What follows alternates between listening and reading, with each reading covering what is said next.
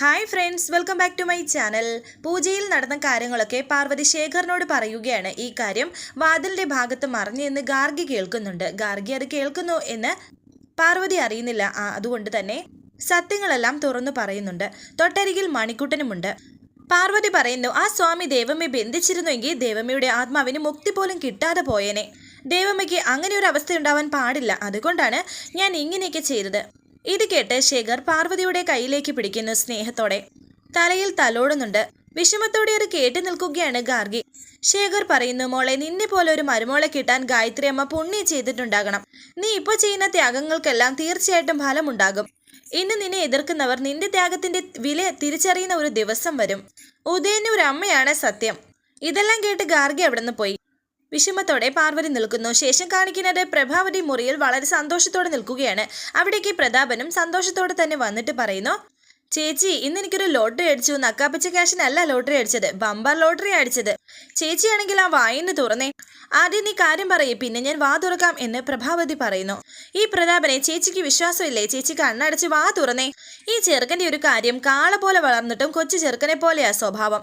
പിന്നെയും കണ്ണടക്കി ചേച്ചി എന്ന് പറഞ്ഞു പ്രഭാവതി. പ്രതാപൻ പ്രഭാവതിയുടെ വായിൽ ചോക്ലേറ്റ് വെച്ച് കൊടുക്കുന്നു. പ്രഭാവതി പറയുന്നു, എടാ, ബമ്പർ ലോട്ടറി അടിച്ചിട്ട് ഒരു ചോക്ലേറ്റിൽ ഒതുക്കാമെന്നാണോ നിന്റെ ഭാവം? നടക്കില്ല മോനെ.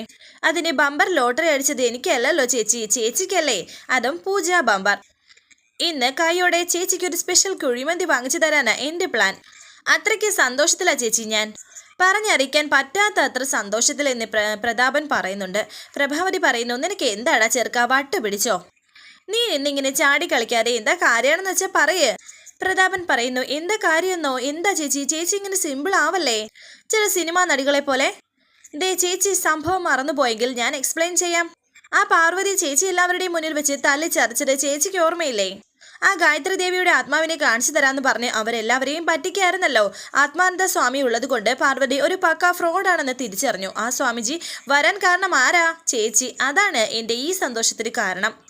ദേ, അവളെ ചേച്ചി തലമുടിക്ക് കുത്തിപ്പിടിച്ചടിച്ച ഒരു അടിയുണ്ടല്ലോ, അത് ഞാൻ 4 തെലുങ്ക് പടത്തിൽ പോലും കണ്ടിട്ടില്ല ചേച്ചി. അത്രയ്ക്ക് കിടിലമായിരുന്നു. ദേ, അത് പറഞ്ഞപ്പോഴേ രോമം എഴുന്നേറ്റ് നിൽക്കുന്നത് കണ്ടോ? ആ പൂജാ സമയത്ത് അവൾ എന്തോ ഒരു ഓവർ ആക്ടിങ് ആയിരുന്നു. പക്ഷേ ചേച്ചിയുടെ ഓസ്കാർ ലെവൽ ഫൈറ്റിന് മുന്നിൽ പാർവതി ഫ്ലാറ്റ്. അയ്യോ, എന്തൊരു നെഗളിപ്പായിരുന്നു അവൾക്ക്. ദിവ്യദൃഷ്ടി അവൾക്ക് മാത്രമല്ലേ ഉള്ളൂ. ചേച്ചിയുടെ ഫസ്റ്റ് അടിക്ക് തന്നെ അവളുടെ ദിവ്യദൃഷ്ടി എങ്ങോട്ട് പോയോ എന്തോ. ടാക്സി പിടിച്ച് കാശിക്ക് പോയെന്നാ തോന്നുന്നത്.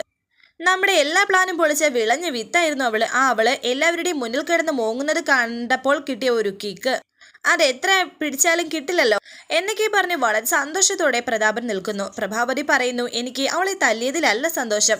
അവളെ എപ്പോഴും സംരക്ഷിക്കുന്ന വിശാൽ അനങ്ങിയില്ല, ഒരു സ്റ്റെപ്പ് പോലും മുന്നോട്ട് വെച്ചതുപോലുമില്ല. അത് കേട്ട് പ്രതാപൻ പറയുന്നു, അതെന്താണെന്ന് ചേച്ചിക്ക് മനസ്സിലായില്ലേ? അവള് പക്ക ഉടായിപ്പാണെന്ന് വിശാലിന് മനസ്സിലായി ചേച്ചി. അതാ അവൻ അനങ്ങാക്കുറ്റി പോലെ അവിടെ തന്നെ നിന്നത്. അവൻ മാത്രമല്ല പ്രതാപ, പാർവതിയെ സപ്പോർട്ട് ചെയ്തിരുന്ന ഒരാൾ പോലും ഒരു അക്ഷരം പോലും മിണ്ടിയില്ല എന്ന് പ്രഭാവതി പറഞ്ഞപ്പോൾ പ്രതാപൻ പറയുന്നു, അത് ശരിയാണല്ലോ ചേച്ചി.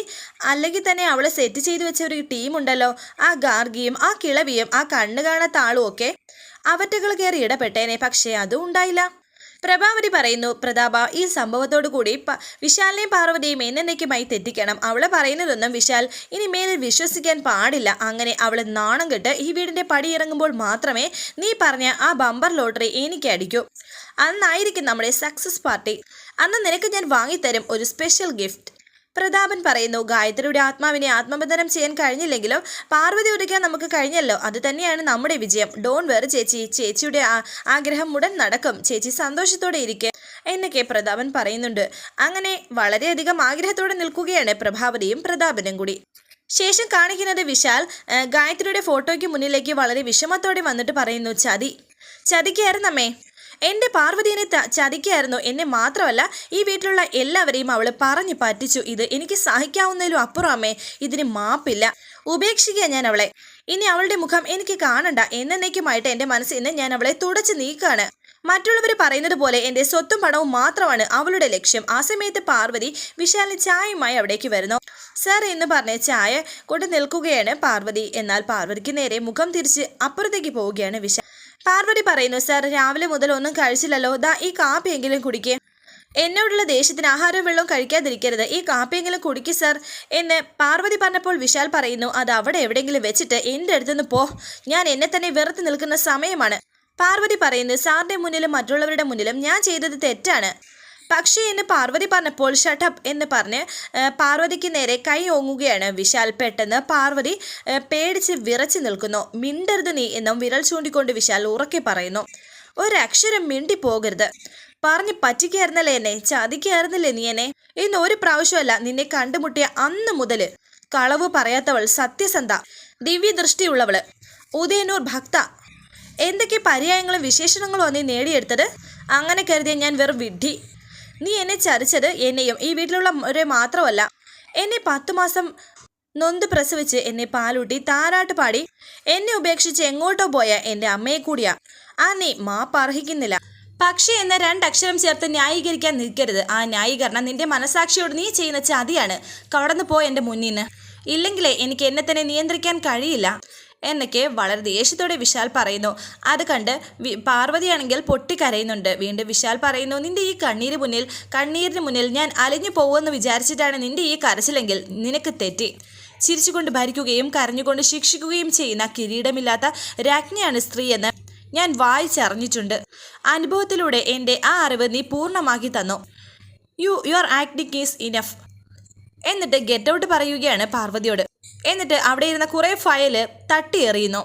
പൊട്ടി കരഞ്ഞുകൊണ്ട് പാർവതി അവിടെ നിന്ന് പോകുന്നു. പാർവതി ഒരു സ്ഥലത്ത് പോയി ഈ വിശാൽ പറഞ്ഞ കാര്യങ്ങളൊക്കെ ആലോചിച്ചിരിക്കുന്നു. പാർവതി ഇങ്ങനെ വിഷമിച്ചിരുന്നപ്പോൾ അവിടേക്ക് സുശീലയും ജാസ്മിനും ജയിച്ച മട്ടിൽ വരുന്നു. പാർവതിയുടെ ഈ സങ്കടം കണ്ട് പരിഹസിക്കാനാണ് ഇപ്പോഴത്തെ അവരുടെ വരവ്. ആൻറ്റി, ഈ ഗെറ്റ് ഔട്ട് എന്ന് പറഞ്ഞാൽ എന്താ അർത്ഥം എന്ന് ജാസ്മിൻ ചോദിച്ചപ്പോൾ സുശീല പറയുന്നു, കടക്കടി പുറത്ത് ഇറങ്ങിപ്പോടി. എന്നൊക്കെയാണ് ഗെറ്റ് ഔട്ട് കൊണ്ട് ഉദ്ദേശിക്കുന്നത്? എന്താ ജാസ്മിൻ ചോദിക്കാൻ കാരണം? അല്ല, അതിൻ്റെ അർത്ഥം അറിഞ്ഞുകൂടാത്ത ചിലർ ഇവിടെയുണ്ട്, അവരൊന്ന് അറിഞ്ഞിരിക്കാൻ വേണ്ടി ചോദിച്ചതാണ് എന്ന് ജാസ്മിൻ പറഞ്ഞപ്പോൾ സുശീല പറയുന്നു, എന്നിട്ട് അവർക്ക് അർത്ഥം മനസ്സിലായോ?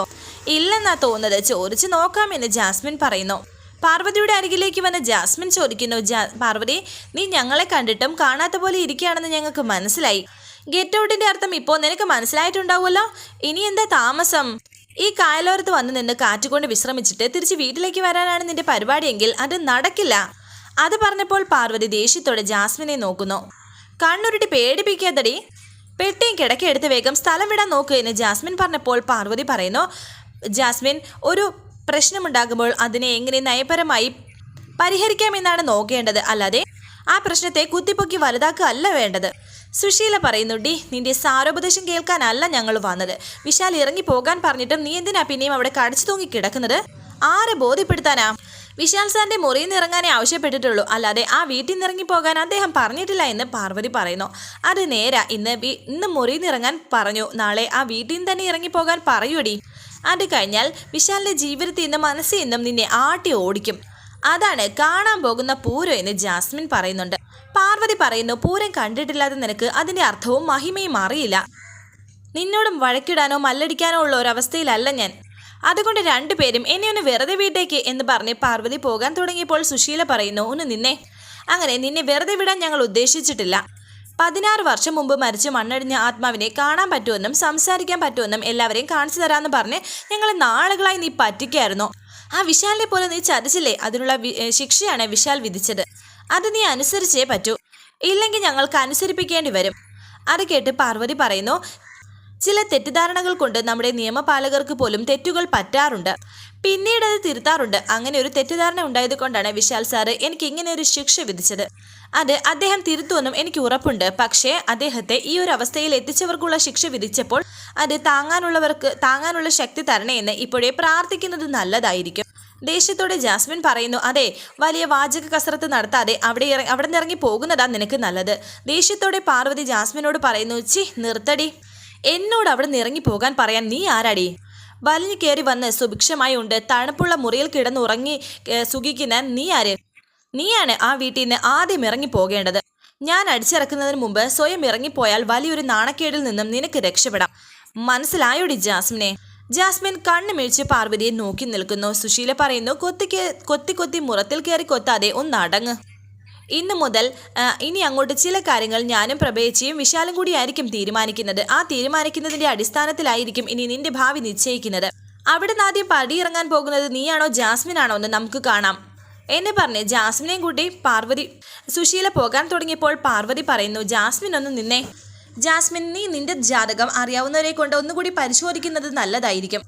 കാരണം ഗായത്രി അമ്മയെ പോലെ ആയുസ് എത്താതെയുള്ള മരണമാണോ നിനക്ക് എന്ന് ദൈവം വിധിച്ചിട്ടുള്ളത് എന്ന് നീയൊന്ന് അറിഞ്ഞിരിക്കുന്നത് നല്ലതായിരിക്കും. അങ്ങനെയാണെങ്കിൽ അത് അവിടെ വെച്ച് സംഭവിക്കാനാണ് കൂടുതൽ സാധ്യത. ഭീകരവും ഭയാനകവുമായ ഒരു ദുർമരണം. അത്രയും പറഞ്ഞ് പാർവതി പോകുന്നു. ഞെട്ടലോടെ ജാസ്മിൻ നിൽക്കുന്നുണ്ട്. പിന്നീട് കാണിക്കുന്നത് വീണ്ടും പാർവതി വിശാലിന്റെ മുറിയിലേക്ക് വന്നു. രാത്രിയാണ്. രാത്രി പാലുമായി വന്നതാണ് അവിടെ. നേരത്തെ വിശാൽ തട്ടിയെറിഞ്ഞ ഫയലുകളൊക്കെ അങ്ങനെ തന്നെ കിടപ്പുണ്ട്. ആ ഫയലുകളൊക്കെ എടുത്ത് അടുക്കി വെക്കുകയാണ് പാർവതി. എന്നിട്ട് ബെഡ്ഷീറ്റും പില്ലോയ്ക്ക് നേരെ വിരിക്കുന്നുണ്ട്. വിശാൽ ആ സമയം അവിടെ എത്തി. പാർവതിയെ കണ്ട് ദേഷ്യത്തോടെ നിൽക്കുകയാണ് വിശാൽ. പാർവതി വിശാലിനെ കണ്ടിട്ടില്ല. ബെഡ്ഷീറ്റ് വിരിക്കുന്നത് കൊണ്ട് വിശാൽ പിന്നിൽ നിൽക്കുന്നത് കാണുന്നില്ല. വിശാൽ പാർവതിയോട് നിർത്താൻ പറയുന്നു. എന്റെ കൺമുന്നിൽ വരരുതെന്നല്ലേ നിന്നോട് ഞാൻ പറഞ്ഞത്? എന്താ വീട്ടുജോലിക്കാരിക്ക് അനുസരണയില്ലേ എന്ന് വിശാൽ ചോദിക്കുന്നു. സർ, അങ്ങനെയൊന്നും പറയല്ലേ. ഞാൻ സാറിന് പാല് കൊണ്ടുവയ്ക്കാൻ വന്നതാണെന്ന് പാർവതി പറയുന്നു കരഞ്ഞുകൊണ്ട്. എന്നെ പാലൂട്ടാൻ നീ ആരാ? ഇന്നു മുതൽ നീ എൻ്റെ ആരുമല്ലെന്ന് ഞാൻ പറഞ്ഞു കഴിഞ്ഞതാ. ഇനിയും അത് എന്നെ കൊണ്ട് പറയിപ്പിക്കണോ? ഇറങ്ങിപ്പോടി. പാർവതി പോകാൻ തുടങ്ങിയപ്പോൾ വിശാൽ നിൽക്കാൻ പറയുന്നു. ദാ ആ പാല് കൂടി എടുത്തോണ്ട് പോകാനും പറയുന്നുണ്ട്.